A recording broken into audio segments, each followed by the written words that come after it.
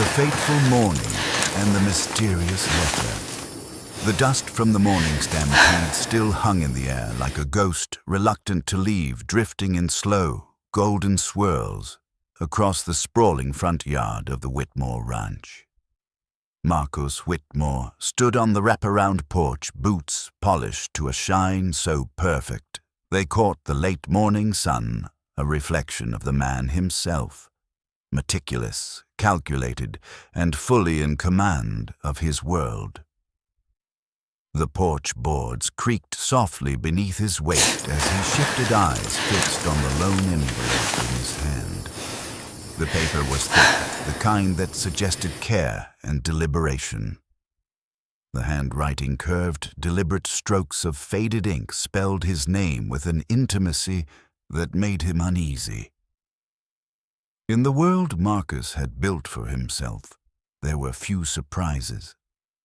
The Whitmore name was carved into fence posts for 50 miles in any direction. His cattle grazed on rolling pastures that seemed endless. Oil wells pumped wealth from the soil beneath his feet, and his influence reached into banks' courts and political halls. He could buy half the territory without losing sleep over it. But standing there with the envelope balanced in his palm, he felt an odd tension, a sense that this letter was not a business proposition or a political plea, but something older, deeper, and far more dangerous. He hesitated before breaking the seal, as if some part of him knew that once the contents were revealed, he would not be able to return to the life he had lived just minutes earlier. The sound of paper tearing was shockingly loud against the quiet hum of the ranch.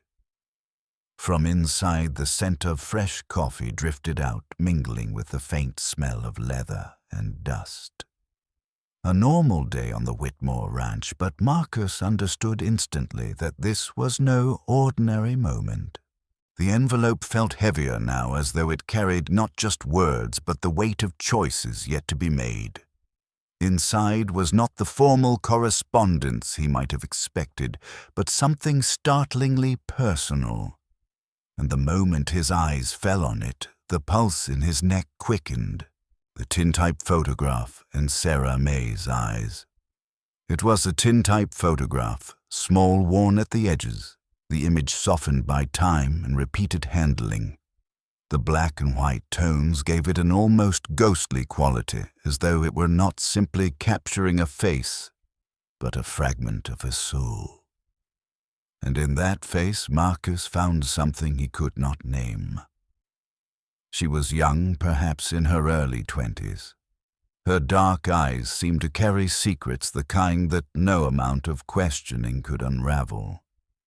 They were the kind of eyes that could stop a man in his tracks, not because of beauty alone, but because they seemed to know something the rest of the world had forgotten. Her lips held the faintest trace of a smile, but it was not the kind born of casual joy. It was the measured, deliberate smile of someone who had learned the cost of hope. Beneath the photograph, in precise handwriting, were 3 simple lines. "This is my daughter, Sarah May. She lives in Clearwater Springs. She needs help more than she needs hope." Marcus read the words again and again, the weight of their simplicity pressing into him. He had negotiated $1-million cattle contracts without so much as a flicker of doubt, had stared down storms and rival ranchers alike.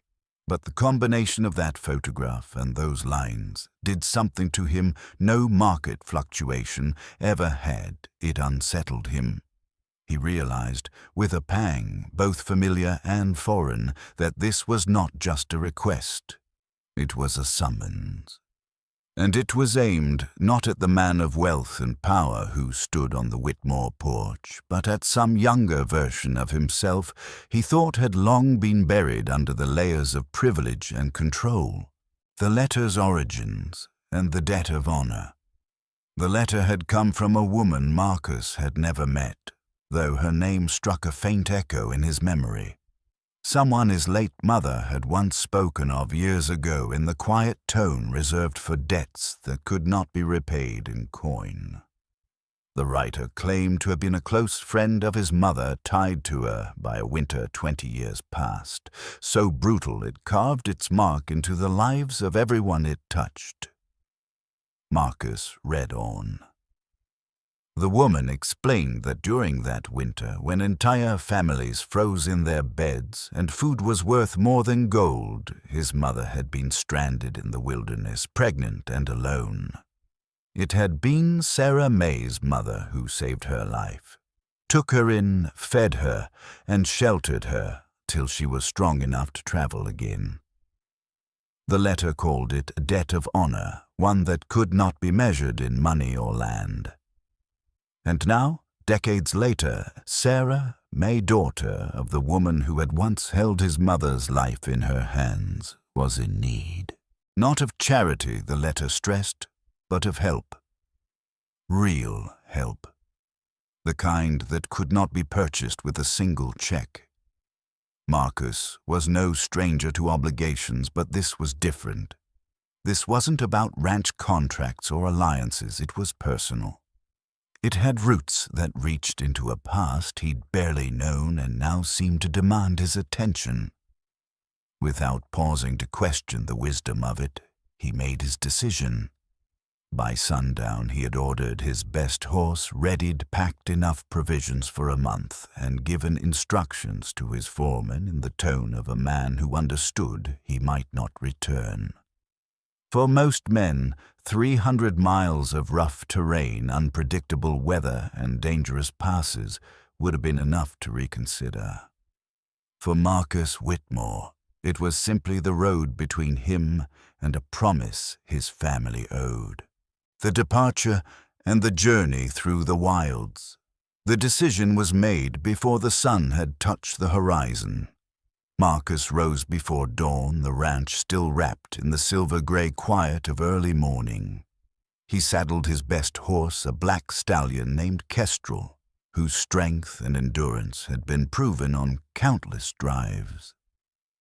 The air was sharp with mountain chill, the kind that nipped at a man's lungs and sharpened his senses. The sky was a wash of deep indigo, slowly yielding to the blush of sunrise. He packed with precision dried beef hardtack, coffee grounds, a bedroll, and a rifle polished to a dull gleam. His foreman stood nearby, frowning as Marcus issued instructions in a voice low and final, as though dictating a will. The men knew better than to ask where he was headed. A Whitmore on the move with that kind of determination wasn't the sort to explain himself until he was ready. By the time the first light spilled over the far hills, Marcus was in the saddle, his hat pulled low, the photograph tucked into the inside pocket of his vest where it rested against his chest. The land beyond the Whitmore spread opened like a map painted in earth tones. Valleys veined with rivers, plains bristling with sagebrush, jagged peaks clawing at the sky. The first days took him through familiar ground, rolling pasture land and low hills, where cattle trails cut winding scars into the earth. But soon the territory grew wilder. Railroad tracks vanished, replaced by rocky trails that demanded a rider's full attention. He forded rivers swollen with spring runoff, the icy water biting through leather boots, and skirted along narrow mountain passes, where one false step meant a tumble into a ravine. Each night he made camp under a sky littered with stars brighter and sharper than the ones above his ranch. Kestrel would graze nearby, steam rising from his flanks, while Marcus sat close to the fire, the photograph in hand. He studied her face until the fire burned low, trying to imagine the sound of her voice, the way her eyes might look in motion, alive, rather than frozen in silver nitrate. But it wasn't just curiosity that kept him pressing forward. It was the story behind that face, a debt that could not be tallied on paper, a promise his mother had never been able to repay. The journey began as a physical act, but as the miles passed beneath Kestrel's hooves, Marcus began to suspect it was turning into something else. Something that would ask more of him than any deal or cattle drive ever had. The small town and the first meeting. On the fourth morning, Marcus crested a ridge and saw Clearwater Springs for the first time. The town clung to the earth like it had been dropped there by accident, a handful of weathered buildings gathered around a crooked main street. Beyond it, the land spread out in muted greens and browns, dotted with the stubborn shapes of scrub oak and cottonwood. It was no grand settlement. The roofs sagged under years of sun and snow paint, peeled from clapboard walls, and the streets were more dust than road. Yet there was a certain defiance in the way it stood, as though it had survived more than its share of threats, and intended to survive a few more. Marcus tied Kestrel outside the general store, the photograph still burning a presence against his chest. Inside, the air was warm with the scent of flour and lamp oil. Shelves lined the walls, sparsely stocked barrels of beans, jars of preserves, bolts of fabric faded from sun. He saw her before she saw him standing behind the counter, weighing flour on a scale whose brass had long since dulled. Her hands, though delicate in shape, moved with practiced efficiency, lifting and measuring with the precision of someone who had done this work every day of her life. Her dress, patched in places with neat stitches, told its own story of making do with less. Her hair was pulled back strands, escaping to frame her face in a way that made her look both younger and older at once. When she finally looked up, their eyes met and the air between them shifted. Marcus felt it in his chest, a sudden electric jolt, like the snap of a live wire.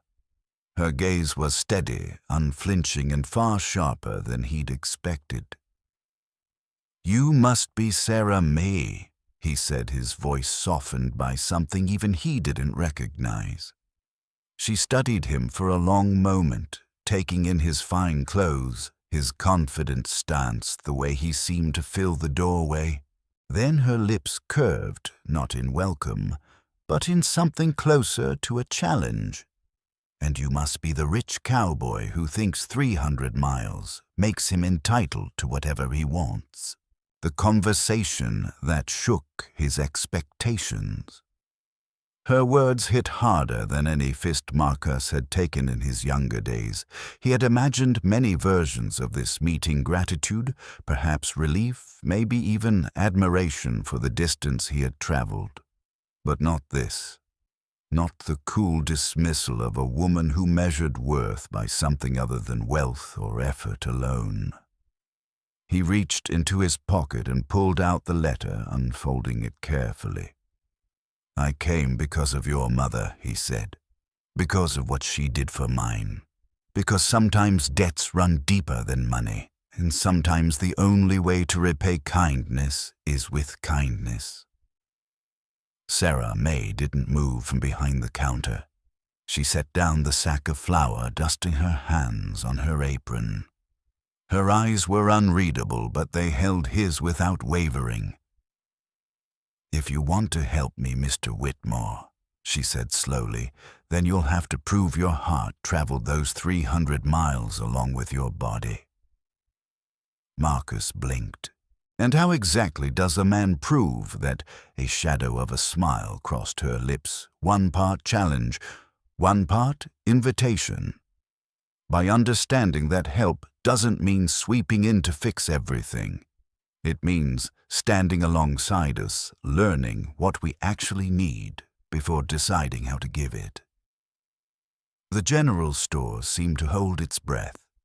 Even the few customers lingering near the shelves had gone still, their curiosity sharpening into something like hope, or maybe doubt.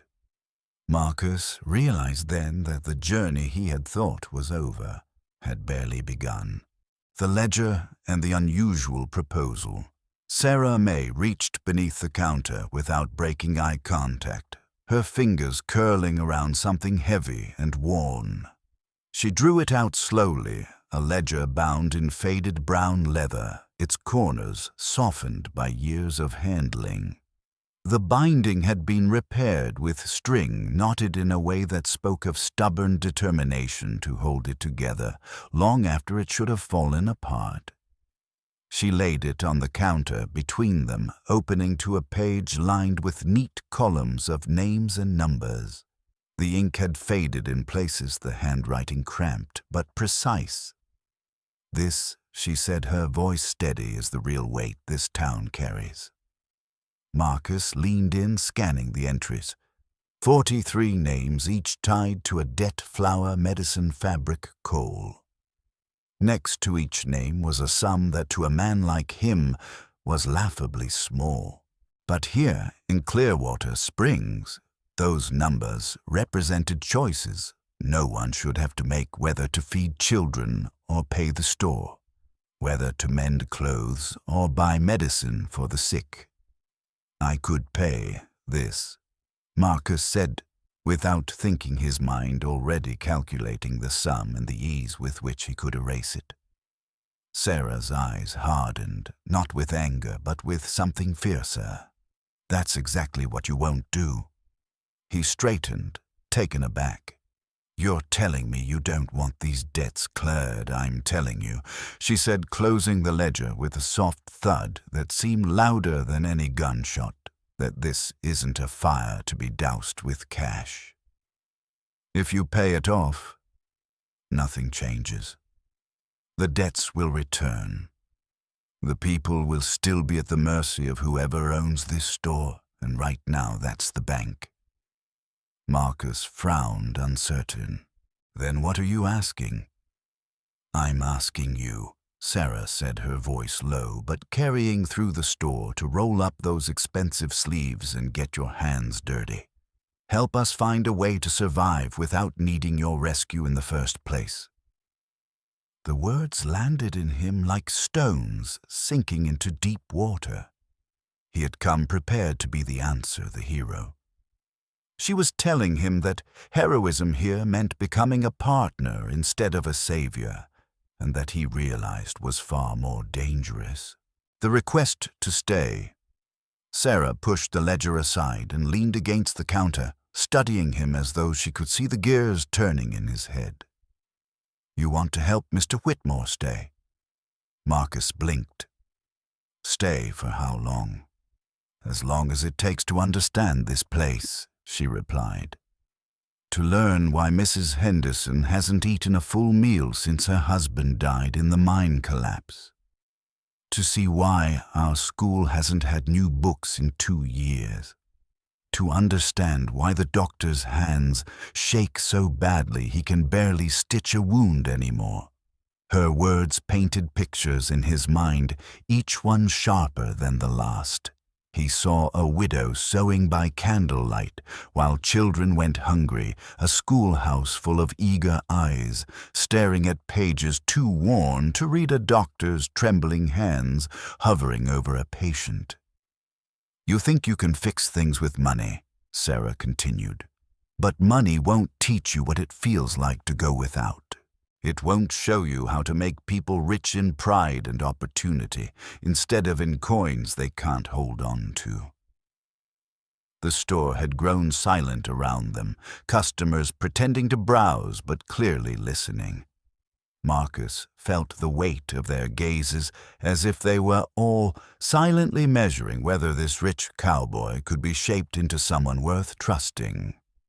He was not used to being asked to stay anywhere. He was a man who moved, who closed deals, and rode on to the next venture. Staying meant responsibility without an end date. It meant letting a place and its people change him. It meant risk. And for the first time in years, he felt the pull of a risk worth taking. The truth about his mother and the heirloom The conversation shifted when Sarah's eyes softened as though some invisible door inside her had opened. She reached into her apron pocket and withdrew a small cloth bundle tied with a ribbon that had once been bright, but was now faded to a muted rose. Her hands trembled slightly as she untied it, revealing a simple silver ring. It wasn't ornate, but it caught the light with quiet dignity. Marcus stared at it, sensing a weight in it far beyond its size. "This," Sarah said, her voice lower, "now belonged to your mother." Marcus felt the ground tilt under him. "My mother, she came here in the winter of 1849. Sarah explained. "Pregnant, alone, running from something she never spoke about." She described how her own mother had found the woman collapsed in the snow, half dead from cold and hunger, and taken her in. How she had delivered Marcus into the world in that very cabin. Marcus swallowed hard. He had never known these details. His father had told a different story, one polished and stripped of struggle.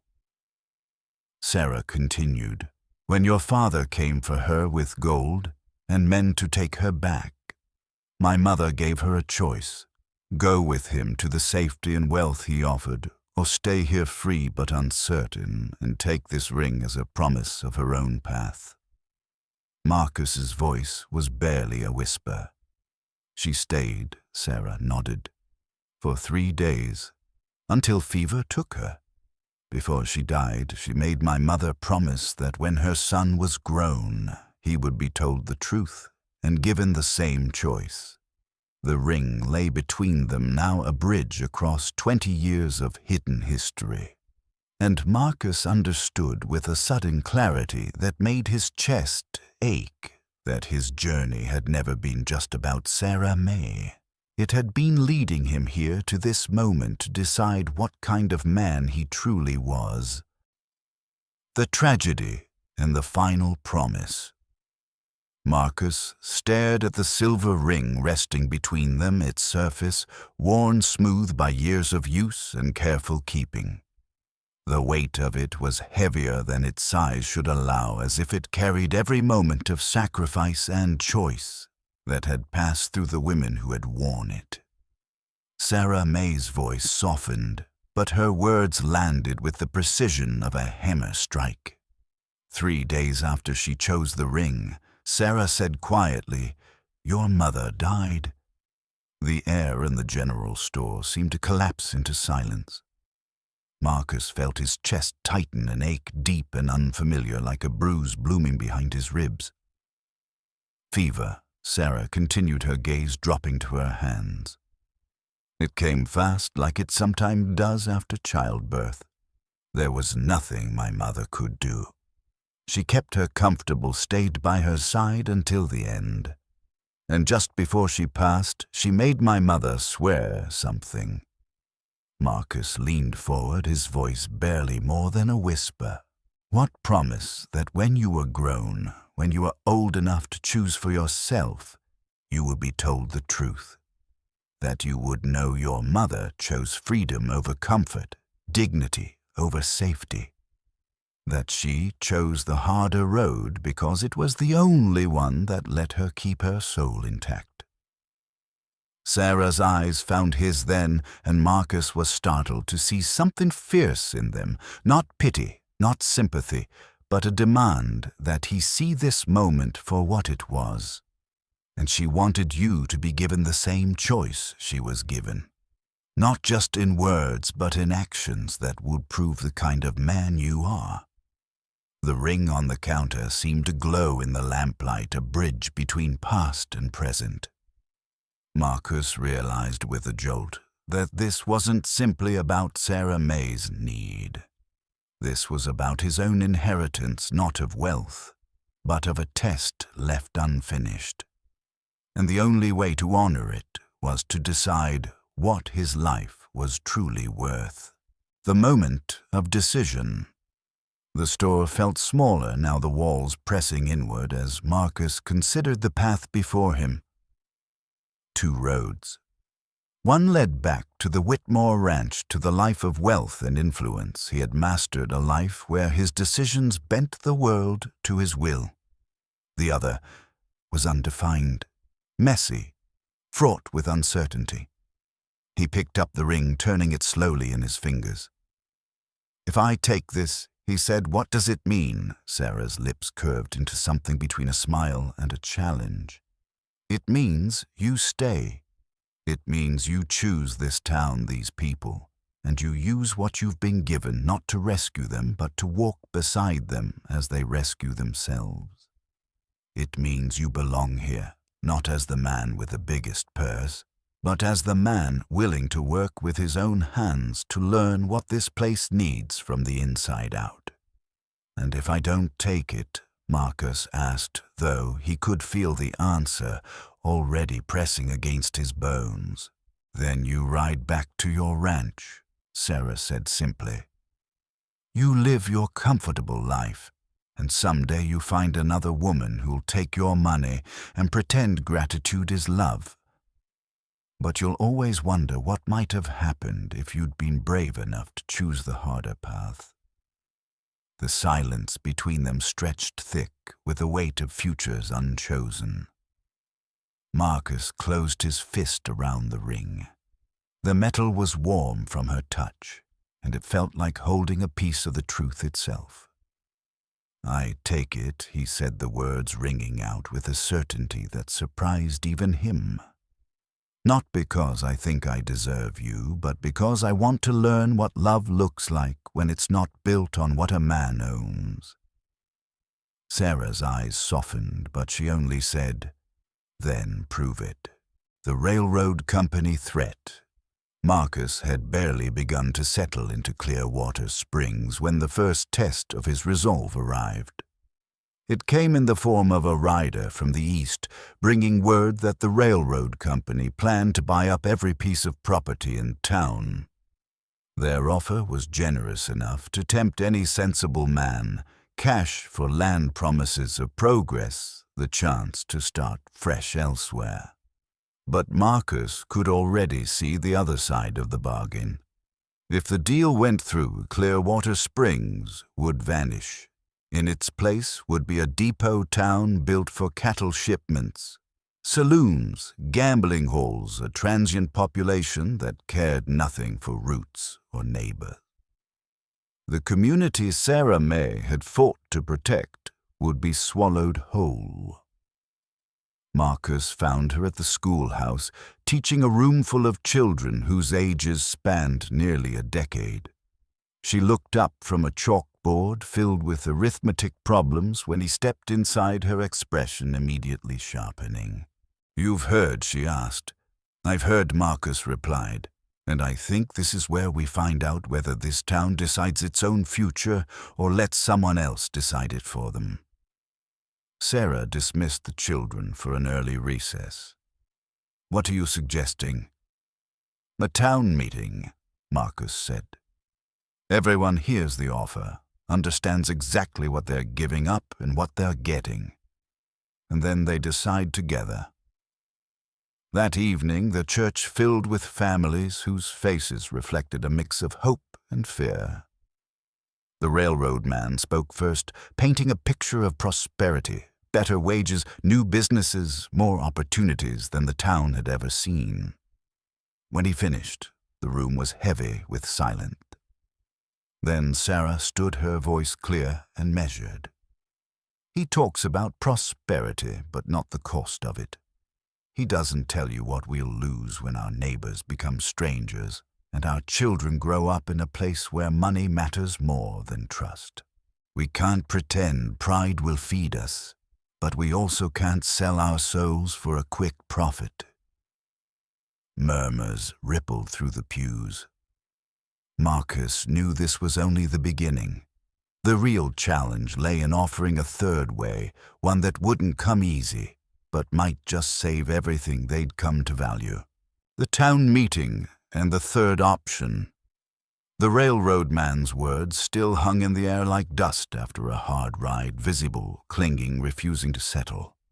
In the pews, families shifted in uneasy silence, each face a map of conflicting needs.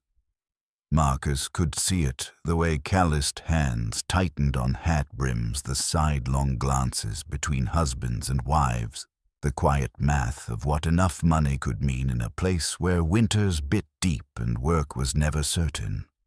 But he could also feel the hesitation like a current moving under the surface. These were people bound to their land, not just by deeds and fences, but by history graves in the hillside and the shared labor of surviving a dozen hard years together. Sarah May rose from her seat slowly, the worn wood creaking under her weight. She smoothed the front of her mended dress, not in vanity, but as if steadying herself before stepping into a fight she'd been preparing for all her life. When she began to speak, her voice wasn't loud, but it carried to every corner of the church. "Mr. Davidson talks about prosperity," she said, her gaze sweeping across the faces before her, "but not the cost of that prosperity. He paints a picture of streets lined with businesses, of wages higher than we've ever dreamed of our children stepping into a better life. And maybe some of that would be true for a while. But what he hasn't told you is what comes with it." She let the words hang for a moment, long enough to feel the room's attention tighten. "It comes with saloons that never close, gambling halls that take a man's pay before it ever reaches his family. It comes with strangers passing through looking to take what they can and leaving before they have to answer for it. It comes with a new kind of hunger, not for food, but for more. More money, more power, more of everything that makes neighbors forget each other's names."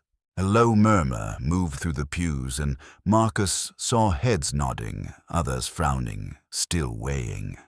Sarah's eyes found Marcus across the room. He felt it like a hand on his shoulder, steadying, guiding. "We can't pretend that pride alone will keep our children fed," she continued. "We can't ignore that principles don't buy medicine when sickness comes. But we also can't sell our future for a quick windfall and think we'll still have something worth coming home to." She paused, then looking down at her hands as if choosing the next words carefully. When she spoke again, her tone had shifted, less warning, more invitation. "So I propose we consider a third option, one that requires more courage than taking the railroad's money but offers more hope than simply refusing it." Marcus felt a hush sweep through the church. Even the children, restless and fidgeting until now, had stilled. "This is Marcus Whitmore," Sarah said, turning to gesture toward him. Her voice did not swell into praise, nor did it shrink into apology. It was factual, deliberate. "You all know he came here with money enough to change the course of our lives, if he chose to spend it that way. But he's not offering to buy our town, or our problems, or our pride. He's offering something else, a way for us to keep what's ours and make it work harder for us than it ever has before." Marcus rose slowly. Every eye turned toward him, and for a moment he felt the weight of their skepticism, their guarded hope. He cleared his throat. "Sarah's right. I could write a check tonight that would settle debts and put new roofs over every house in Clearwater Springs. But it would be gone in a year. And when it was gone, we'd be right back where we started, only this time with less than we have now, because we'd have lost the habit of standing on our own feet." He stepped into the aisle, the ring heavy in his pocket, and let his gaze move deliberately from one row to the next. "I'm not asking you to trust me because of my money. I'm asking you to trust yourselves, to believe that together we can build something better than what anyone from the outside is willing to hand us. That's why I want to help you form a cooperative, a business owned by this community, run by this community, where the profits stay here instead of heading east to men who have never seen your faces. A ripple of surprise moved through the crowd. Someone near the back whispered, "Like a grain co-op?" Another voice answered, "Bigger." "More than that." Marcus nodded. "Bigger. We could pool our resources, crops, cattle goods from the general store and ship them ourselves. We'd get fair prices because we wouldn't have to split the profit with anyone but our own neighbors. It wouldn't be easy. We'd have to work harder at first. But at the end of the season, we'd own something no one could take from us." An elderly woman in the front row, Mrs. Henderson, the widow Sarah, had spoken of, lifted her chin. Her voice carried, despite the frailty in it. "And what happens when you get tired of this Mr. Whitmore? When you decide this little experiment isn't worth your time?" Marcus reached into his vest and drew out the ring. He held it up the silver, catching the lamplight. "This ring belonged to my mother," he said. "She chose love over security. She chose freedom over comfort. If I walk away from this town, I walk away from her memory. And I walk away from the woman who taught me that love isn't something you buy, it's something you prove day by day, choice by choice." Silence followed, heavy and watchful. Then someone clapped. Another joined. It spread slow, reluctant at first, then building into something that felt like a decision taking root. Marcus knew they weren't all convinced yet. But he could feel the tide turning, and for the first time since he'd set foot in Clearwater Springs, he felt not like an outsider offering charity, but like a man planting his boots on the same ground as everyone else, ready to work for something worth keeping. Marcus's pledge. Before the community. The clap of hands still echoed faintly against the high rafters of the church when the murmurs began, low voices, trading cautious opinions, weighing fears against possibility. The railroad man, Mr. Davidson, stood near the altar like a merchant guarding his wares, his polished shoes tapping the wood floor in irritation. The lamplight glinted off his watch chain, catching on his tight smile as if he could force the room back under his control. "All right," Davidson said, voice cutting through the swell of conversation. "You've heard my offer. It's generous. You'd be fools to pass it up." The tone did him no favors. A few heads snapped toward him, frowns deepening. Marcus saw Mrs. Henderson's shoulders stiffen in the front pew. Others avoided the railroad man's gaze entirely, their eyes fixed on the worn hymnals in their laps. Sarah May was the one who answered him, her voice calm, but sharp enough to draw blood. "We're not fools, Mr. Davidson, but we are careful about the company we keep." She turned back to the congregation, her eyes sweeping the rows. "Tonight isn't about him. It's about us. And we have a choice to make."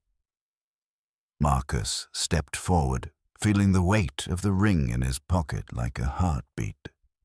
"Before you decide," he said, "I want you to hear me clearly. If you choose this cooperative, you're not choosing me. You're choosing yourselves. I'll help you build it, but it'll belong to this town. It'll rise or fall on our shared work, not on the size of my bank account." He let his gaze move from face to face, not rushing. The men who'd spent their lives breaking their backs in the mines and fields. The women who kept households running on little more than willpower and scraps. The children who clung to their parents' sleeves, sensing that something bigger than they could name was unfolding. "And yes," Marcus continued, "I've been a rich man most of my life.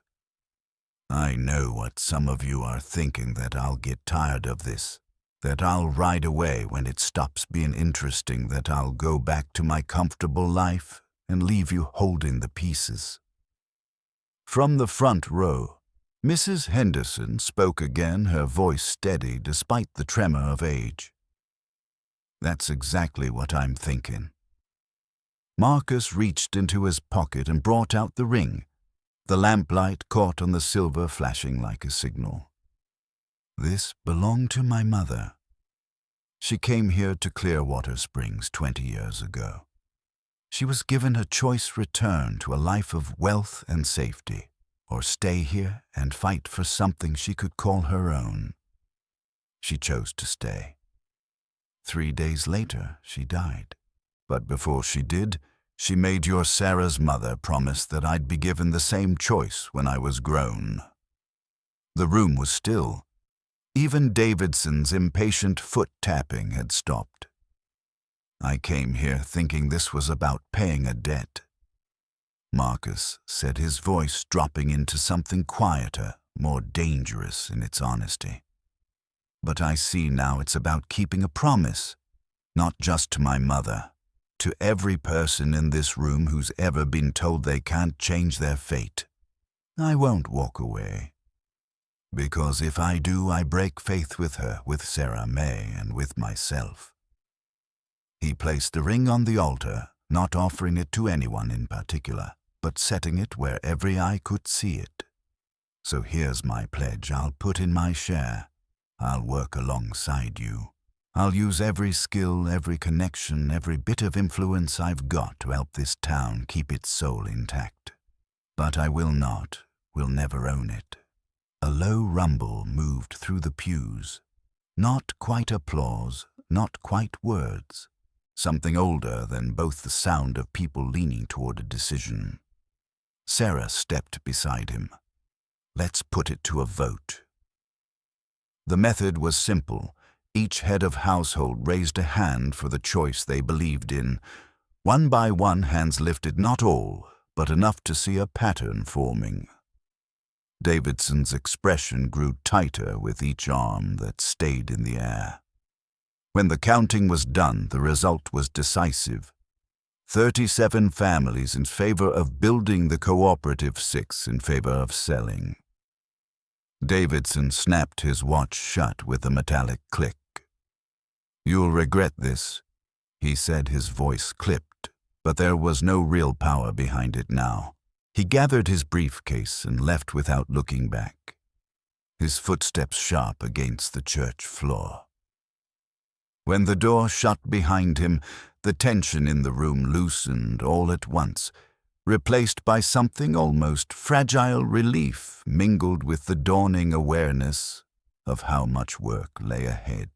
Marcus looked out at them, at the faces now turned toward one another instead of toward him or Sarah.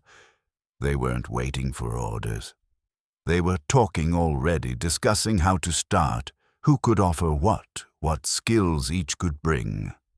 That was when he knew the choice had been the right one, not because they had trusted him, but because they had trusted themselves.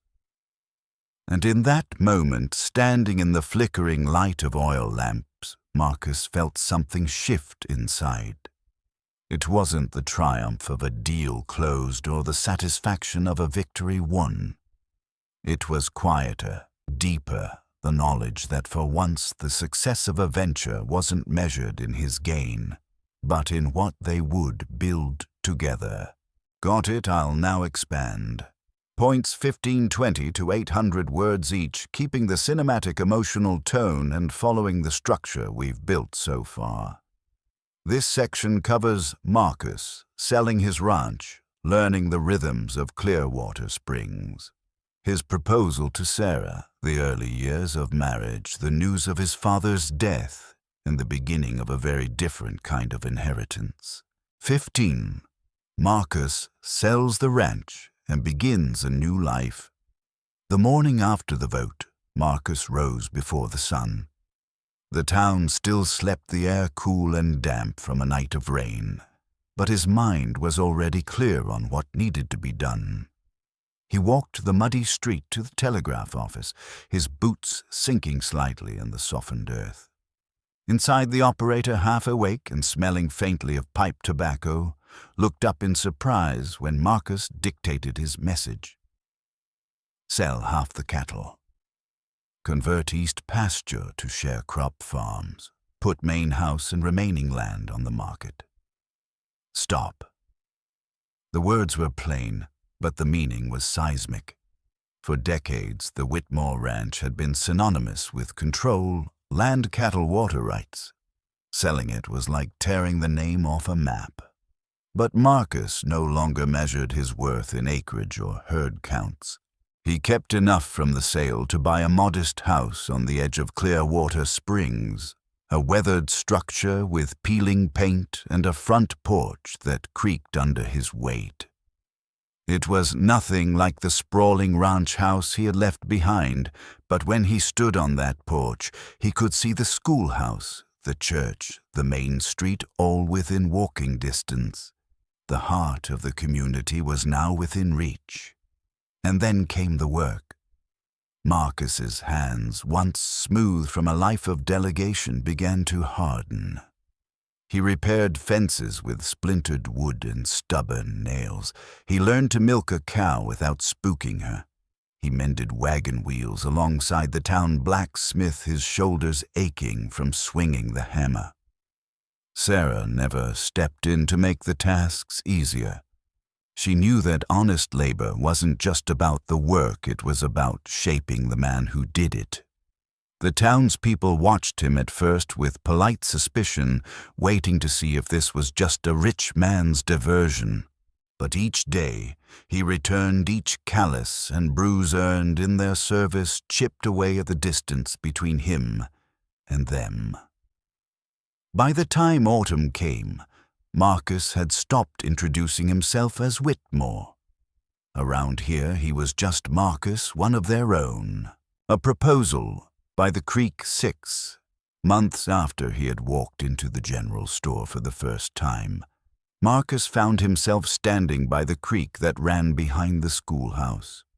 The leaves had turned to gold, drifting lazily into the water.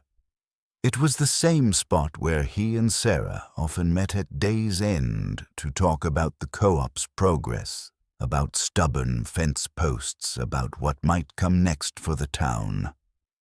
That evening she sat on the fallen log, grading arithmetic papers by lantern light, her hair loose around her shoulders.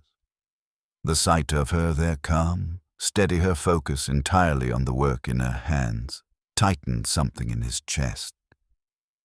"I have something to ask you," he said, settling beside her.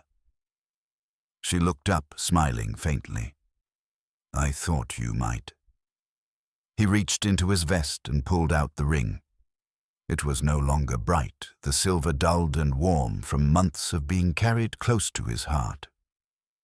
"I know I'm not the same man who rode into town half a year ago. My hands are harder, my back is stronger, and I've learned that love isn't a thing you arrive at, it's something you practice day after day." Sarah set her papers aside, turning fully toward him.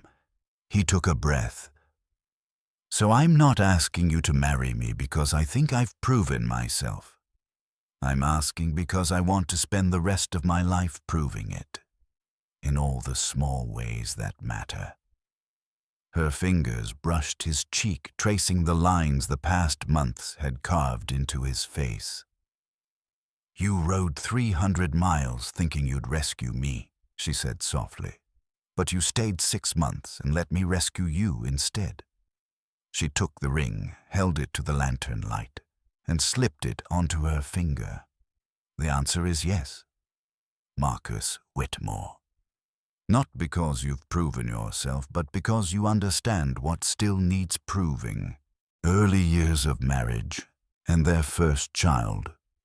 They were married in November, under a sky heavy with the promise of snow. The church was full, not just with townspeople, but with the quiet joy of shared triumph. Sarah wore her mother's wedding dress, altered by her own hands to fit her smaller frame. Marcus wore a simple black suit bought from the very store where they'd first met. The vows were spoken simply without flourish, but the meaning was deep. What mattered most came afterward in the small daily choices, to put each other and the community before themselves. By the following autumn, they had a daughter. She had Sarah's dark eyes and Marcus's stubborn chin, and they named her Grace. Holding her in his arms, Marcus felt the truth of the name settle over him. This child was a gift neither of them had earned, but both had been remade to receive. Life was not without hardship.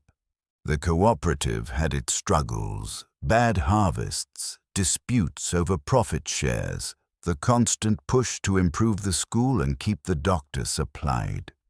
But every challenge was met together, and that togetherness became the rhythm of their days. Marcus measured success not in cattle prices, but in the laughter of children in the schoolyard, in the full shelves at the general store, in the neighbors who could pay their debts without shame. Grace grew up in a house where the worth of a man was judged by the problems he helped solve, not the money he could spend. News of his father's death. 5 years into their marriage, a letter arrived thick and official-looking, bearing a wax seal Marcus recognized instantly. It was from his father's lawyers. Jeremiah Whitmore was dead. And with his passing came the full weight of the Whitmore fortune, the ranch, the cattle empire, the oil wells, and a portfolio of investments that could buy entire counties. Sarah read the letter quietly beside him on the porch.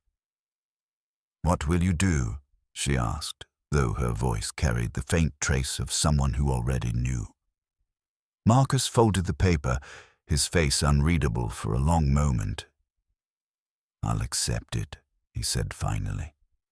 Her brow lifted in surprise, but before she could speak, he added, "Not to keep, to give away, to turn into something my mother would have recognized."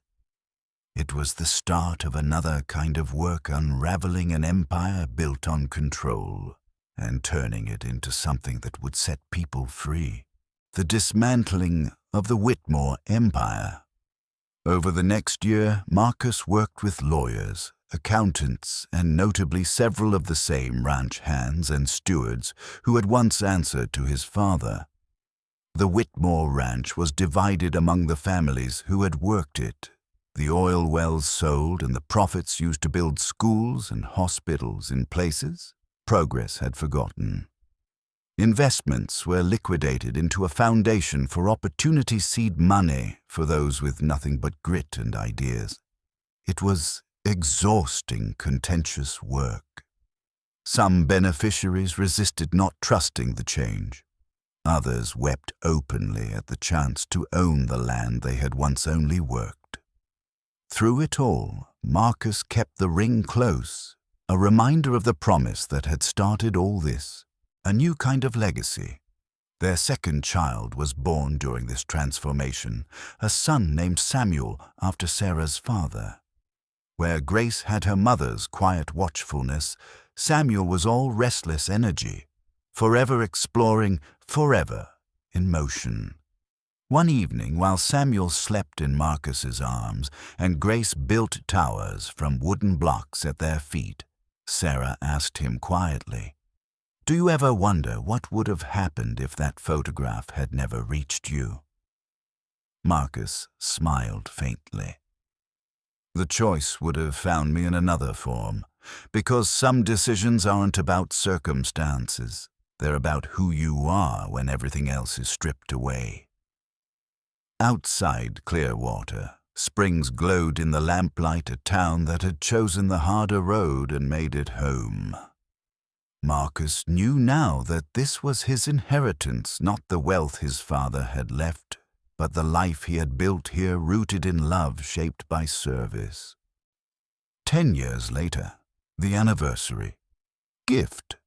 10 years into their marriage, the rhythm of Clearwater Springs had become second nature to Marcus. The seasons passed like verses in a hymn, each different, yet all part of a larger song. Spring meant mending fences, and planting summer brought long days in the fields and the clink of hammers as new buildings rose. Autumn filled the air with the scent of wood smoke and grain harvests, and winter drew everyone into the warm glow of shared fires and communal suppers. It was during autumn's gold that Sarah surprised him. On the morning of their 10th wedding anniversary, she handed him a wrapped parcel bound in twine. The paper was thick and the corners perfectly folded. Sarah's hands had always been precise in their work. Marcus untied the twine, peeled back the wrapping, and found a book bound in brown leather, its cover etched with a single word in gold leaf, "Becoming." Inside the pages were filled with photographs, carefully arranged and captioned in Sarah's neat handwriting. The first images showed Clearwater Springs as Marcus had first known it, lean and weathered the buildings, tired the people cautious in their smiles. Then came the transformation, the new community center, standing where the old general store had once been, the schoolhouse expanded with bright windows and proper desks, the fields green and full. Interspersed were more personal moments. Marcus bent over a plow, his hands gripping the handles with the awkward concentration of a man learning. Sarah teaching Grace to read on the porch. Samuel perched on his father's shoulders, reaching for apples in the orchard. There were no grand portraits, no posed displays of wealth, only honest work, shared joy, in the faces of neighbors who had become family. Sarah closed the book between them. "This is who we became," she said softly. "Not just you and me, this whole town. And it happened because we chose the longer road, the harder road. And we walked it together." Marcus traced the cover with his fingertips. The title wasn't an accident. Becoming was not a state to be reached, but a continual act, a daily decision to grow into something better. And sitting there with Sarah, the leather warm from her hands, he realized that what they had built was not just a life, but a living legacy. The message to the rich cowboy of the past. Later that week, they took a walk to the creek behind the schoolhouse, the same place where Marcus had asked Sarah to marry him years before. The fallen log where they'd sat then was still there, weathered and worn a silent witness to 1,000 conversations. The evening was cool, the air carrying the scent of wood smoke from nearby chimneys. They sat side by side, watching the last light fade from the water's surface. Sarah turned to him suddenly, her eyes reflecting the dim glow of the lantern she'd set between them. "If you could go back," she asked, "to the man who rode 300 miles, thinking he could buy love with money, what would you tell him?" Marcus didn't answer immediately. He had learned that quick answers often betrayed shallow thinking, and this question deserved depth. He thought of the younger version of himself, confident, armored in privilege, expecting the world to bend to his will. Then he thought of the man he had become, still learning, still failing, but rooted in something far more enduring. "I'd tell him," Marcus said at last, "that 300 miles is just the beginning. The real journey isn't measured in distance. It's measured in how willing you are to be changed by love. I'd tell him the richest thing he'll ever find won't be the poor girl's heart he's chasing. It'll be what she teaches him about giving himself away without keeping score." Sarah smiled, the kind that reached her eyes and softened her whole face. They sat in companionable silence, the sound of the creek threading through the air. In the distance, the town settled into night, children tucked into bed, conversations murmured over kitchen tables, the lowing of cattle, the sigh of wind through ripening wheat. And Marcus knew the true distance he'd traveled wasn't across mountain passes or river fords. It was across the gulf between who he had been and who he had become. The true distance. Traveled winter came early that year, sweeping down from the mountains in a silver wave. Marcus and Sarah's home was warm, its windows glowing with lamplight, the hearth busy with the work of cooking and drying mittens after snow. Grace, now a young woman with her mother's quiet strength, sat by the fire sewing. Samuel, lanky and restless, carved small wooden toys for the neighbors' children. Marcus stood by the window looking out at the darkened streets. In each lighted home, he saw pieces of the choice they'd made years ago, families still rooted here. The cooperative, thriving children with futures that reached beyond mere survival. He thought of his mother then, of the silver ring and the promise it carried. She had chosen freedom, knowing it might cost her everything, and in a way, her choice had traveled through time, carried by Sarah's hands, until it had found him. Sarah came to stand beside him, slipping her hand into his. "You're quiet," she said.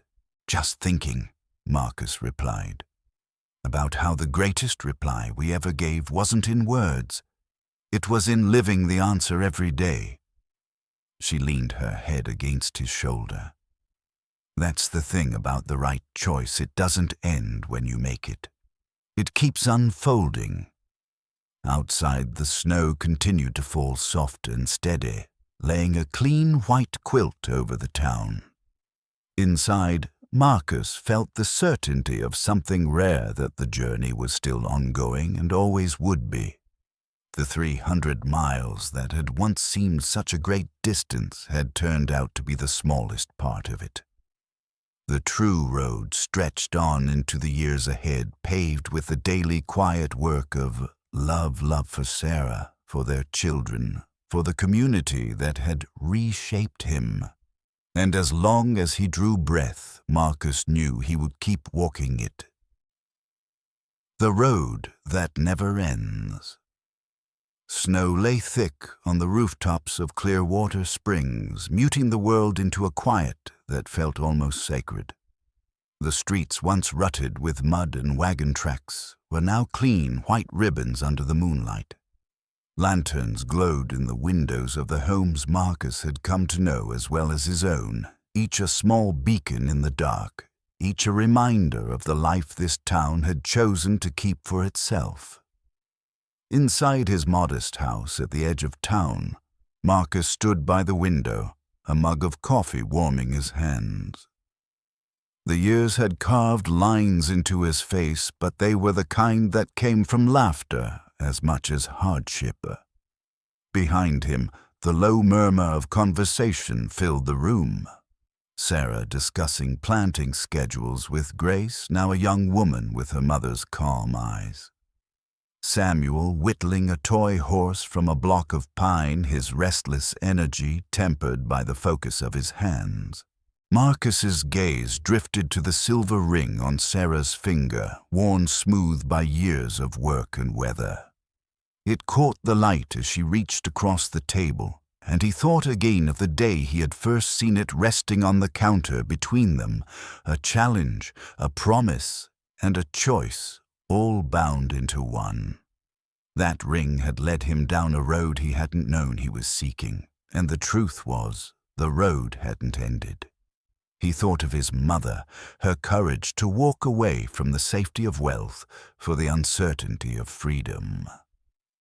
He thought of Sarah's mother, who had offered that choice with open hands, and he thought of the version of himself who had once believed that 300 miles on horseback was the greatest distance a man could travel. That man had been wrong. The real distance had been crossed in the years since, in the stubborn seasons of building a life from the inside out, in the quiet work that left no headlines, in the long days when progress came slow and doubts came quick. He had learned that the harder road was not a punishment, but a gift. It stripped a man of the armor he thought he needed until he stood with nothing but his bare hands, his word, and the willingness to use both well. The cooperative was thriving now. It wasn't perfect, no living thing ever was, but it belonged wholly to the people who worked it. Profits stayed in Clearwater Springs. Children learned from new books. The doctor's hands no longer trembled. A younger physician had joined the practice, trained with funds the co-op had raised. The schoolhouse was full every morning, its windows bright with the sound of recitation and laughter. And yet Marcus knew that the measure of success wasn't in the buildings or the balance sheets. It was in the way people looked at each other when they passed in the street, in the shared nods between neighbors who knew they could count on one another when the snow came heavy or the river ran high. Sarah crossed the room and stood beside him at the window. She followed his gaze out into the snow-lit night. "You're thinking again," she said, her voice a soft tease. "Always," he admitted. "About the past." He shook his head. "About the road ahead." She smiled faintly. "You've never been afraid of long roads." "Not anymore," he said. His hand brushed hers, his thumb tracing the ring that had started it all. "But I understand them better now. It's not about how far you can go, it's about who you're willing to become along the way." Sarah rested her head against his shoulder. They stood together in the easy silence of people who had walked through fire and snow and come out the other side stronger for it. From the corner, Grace spoke without looking up from her work. "Pa Samuel says the creek will be frozen solid tomorrow. Can we skate?" Marcus smiled, the warmth of the room sinking into his bones. "We'll see," he said. But he knew they would. That was the beauty of this life. They had built it wide enough to hold work and joy, responsibility and play. Later, after the lamps were turned low and the children asleep, Marcus stepped outside. The cold bit at his cheeks, the kind of sharp air that made a man feel alive. He walked to the edge of the porch and looked out over the sleeping town. Somewhere in the dark, the creek ran under its shell of ice, whispering to itself in the language of water and time.